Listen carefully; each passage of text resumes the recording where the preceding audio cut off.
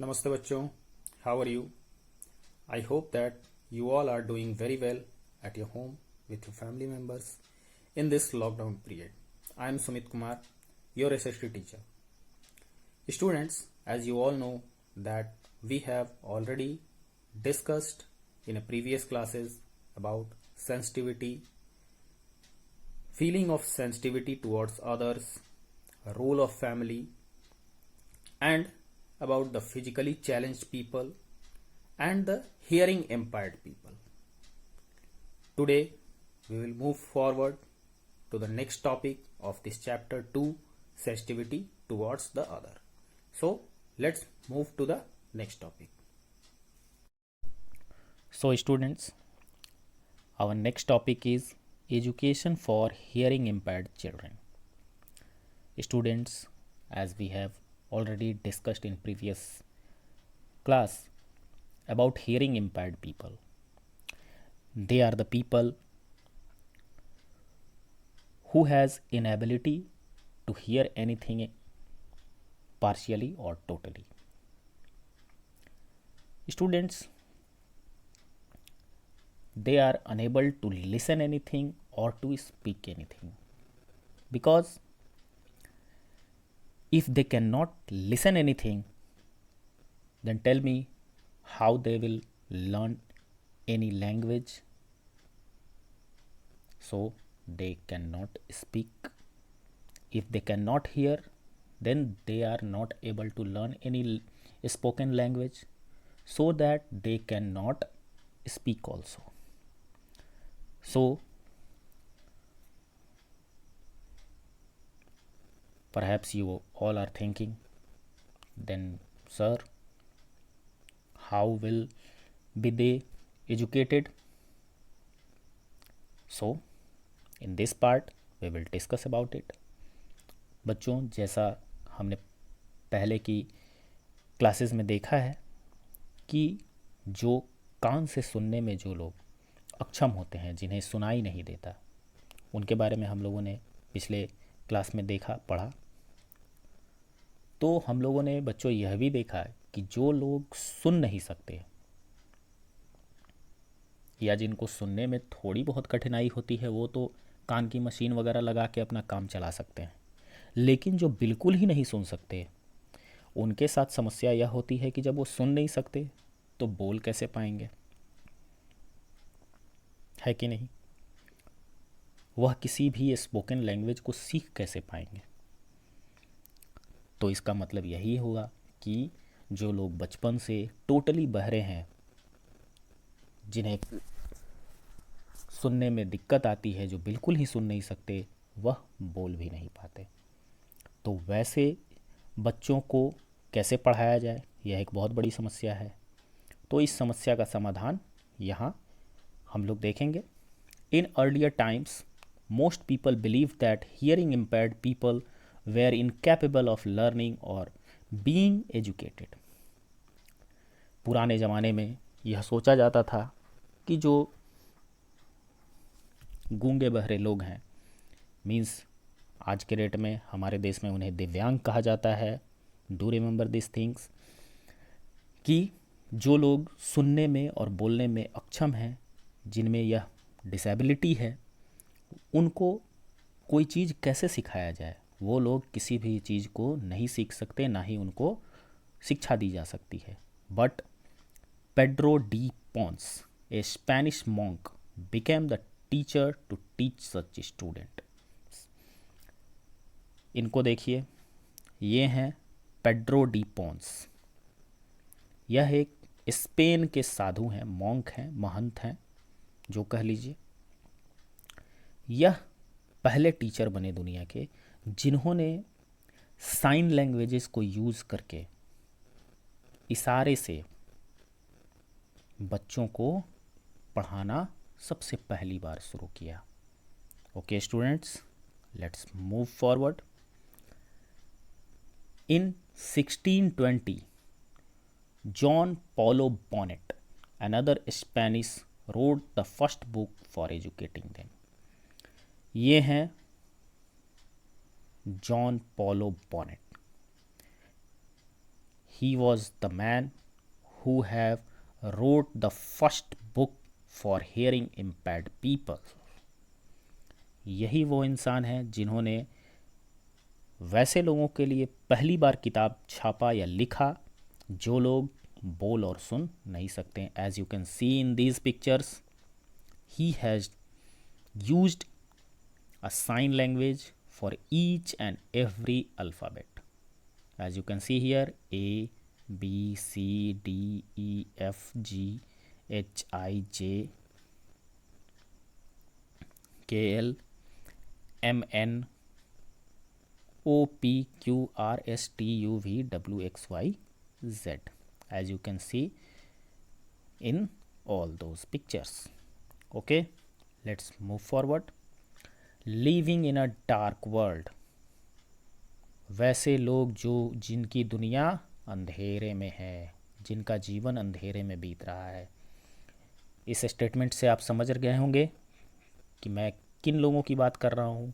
Visually impaired people, वैसे लोग जिन्हें देखने में परेशानी होती हो, जो देखने में अक्षम हो, देखने में उन्हें परेशानी होती है, उन्हें हम लोग विजुअली इम्पेयर्ड पीपल कहेंगे. Okay, so let's see the definition. The visually impairment is functional limitation of eye और आइज और विजन सिस्टम. विजुअली इम्पेयरमेंट जो है, देखने की जो अक्षमता है, वह किसी एक आँख में हो सकता है या दोनों आँख में हो सकता है, या पूरे विजन सिस्टम, पूरे देखने की जो हमारे आँख की जो पूरी आँख का जो पूरा सिस्टम है, उसी में कोई परेशानी हो सकती है.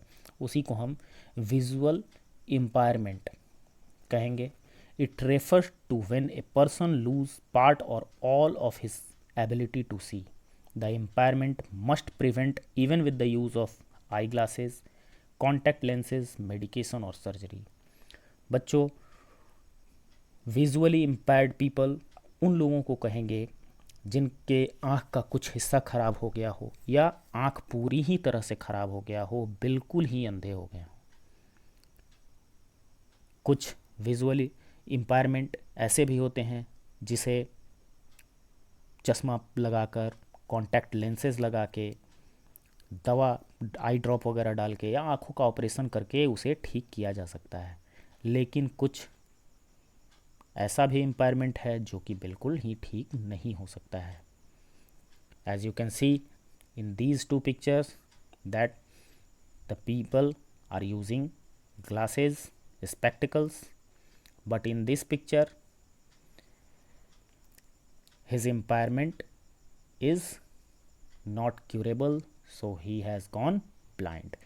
इस व्यक्ति की जो समस्या है वह सॉल्व होने वाली नहीं है, इसलिए यह बिल्कुल ही अंधा हो चुका है और यह छड़ी लेके चल रहा है. Okay students, let's move forward. Those people whose vision impairment cannot be cured, they learn to use their sense of touch to feel and anticipate. They read books that are different from ours. These books are written in Braille system. Those people whose vision impairment cannot be cured, वैसे लोग जिनकी जो देखने की क्षमता है जो बिल्कुल ही जा चुकी है, उसे अगर हम ठीक नहीं कर सकते, वो बिल्कुल अंधे हो चुके हैं, तो वो धीरे धीरे अपने सेंस ऑफ टच, छू कर किसी चीज़ को फील करने की जो प्रवृत्ति है वह डेवलप करते हैं, और वह भी अलग तरह की किताबों को पढ़ते हैं जो कि ब्राइल सिस्टम में छपा होता है. Okay, as you can see in this picture, this is the sense of touch. Okay, each and every finger has different sense of touch. Okay, so let's move forward. Braille system. बच्चों, जो लोग देखने में बिल्कुल असमर्थ हैं उनके लिए ब्राइल सिस्टम में बुक लिखा जाता है, और इस ब्राइल सिस्टम यह कैसे आया इसकी भी एक अनोखी कहानी है. The Braille system is a way of reading and writing. It is named after Louis Braille, the French man who invented it. This system is used by blind people to read and write. The Braille system uses a set of raised dumps or dots that can be felt with a fingers. Each set of dots is a character in an alphabet, the numbers and punctuations. बच्चों, इस ब्राइल system की यह कहानी है। आप इस व्यक्ति के फ़ोटो के देखिए, ये है मिस्टर लुइस ब्राइल। इनका जन्म 4 जनवरी 1809 को हुआ था and he died in on 6 January 1852।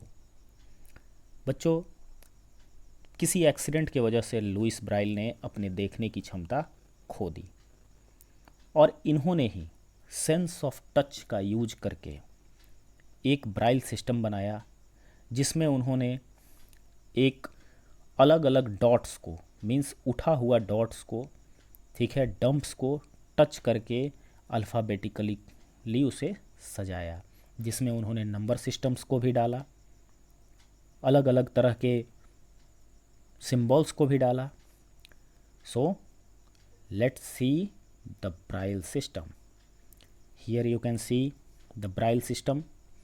As you can see here, this is the alphabetical braille system, this is numbers and different symbols and punctuations. Here is small alphabet, numbers and different symbols. बच्चों, एक paper पे इस तरह से इस किताब को छापा जाता है कि जहाँ पे ए लिखा हुआ हो वहाँ पे एक डॉट उठा होता है जिसे हम उंगली से फील कर सकते हैं। बच्चों, अगर स्कूल जैसे ही टाइम पे ओपन होगा, मैं आप लोगों को कोशिश करूँगा कि एक ब्राइल सिस्टम में लिखा हुआ बुक अगर हमारे लाइब्रेरी में अवेलेबल होगा तो मैं आप लोगों को ज़रूर ला के दिखाऊँगा। Otherwise I will try to arrange anyhow and I will show you. But let's move forward to the next point. So students, here we will discuss how to develop sensitivity towards others. यहाँ हम कुछ points को देखेंगे कि हम अपने अंदर दूसरों के प्रति संवेदनशील होने की भावना किस तरह से डेवलप कर सकते हैं। The first point is respect the elders. पहला पॉइंट ये है कि हम अपने से बड़ों का आदर करें, आदर करने की आदत डालें। Okay, the next point is do not make unkind remarks about any one's physical appearance like children wearing braces, special shoes, spectacles etc.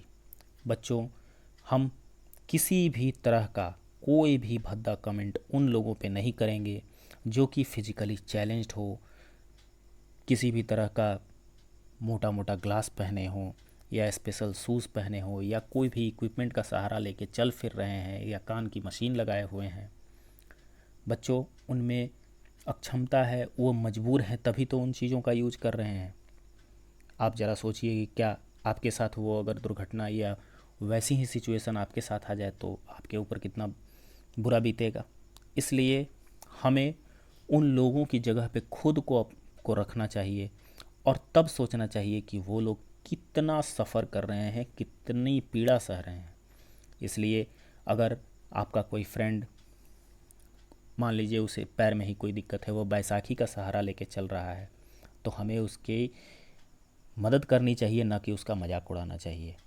मान लीजिए कोई बच्चा है जिसे आँख से प्रॉपरली अच्छे से दिखाई नहीं देता, वो मोटी मोटी ग्लासेस पहनता है, तो हमें उसे नहीं चिढ़ाना चाहिए, उसका मजाक नहीं उड़ाना चाहिए, बल्कि उसे हेल्प करनी चाहिए। The next point is do not make negative remarks about any one's religion, caste, language etc.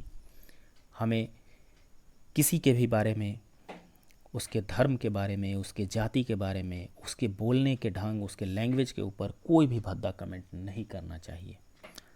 The next point is talk politely to your younger children, older people and everyone, specially the servants. बच्चों, आपसे छोटे भी अगर कोई बच्चे आपके सामने आते हैं तो ये नहीं कि हम उनसे बड़े हैं, उनसे ज़्यादा ताकतवर हैं, तो उनके ऊपर हम जोर आजमाइश करेंगे। नहीं, हम उनसे प्यार से बात करेंगे, हम अपने से बुज़ुर्गों से प्यार से बात करेंगे और हम अपने फ्रेंड्स से भी बहुत ही पोलाइटली और जेंटली बात करेंगे। हमारा बिहेवियर, ओवरऑल बिहेवियर काफ़ी जेंटल होना चाहिए।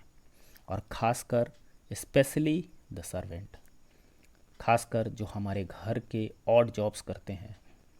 आप इमेजिन कर लीजिए, अगर आपके घर की मेड 2 दिन नहीं आए तो आपकी माँ को कितनी परेशानी होगी।